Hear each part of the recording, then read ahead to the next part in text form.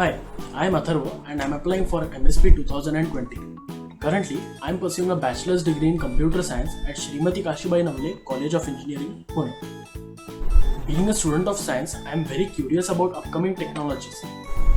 I like teaching technical concepts to people by using analogies to make them simpler to understand. I am well versed in programming languages like C++, Java, and Python. I have also worked on projects using Java, Django, and the Flutter framework. Speaking of Microsoft, Windows was the first product I used. Then Microsoft Office, Paint, VS Code, GitLab, and so on. Right now, I am learning the fundamentals of Microsoft Azure. If I become an MSP, I would like to use these Microsoft resources in order to up my skill set and also teach these concepts to people who are interested in them. Thank you.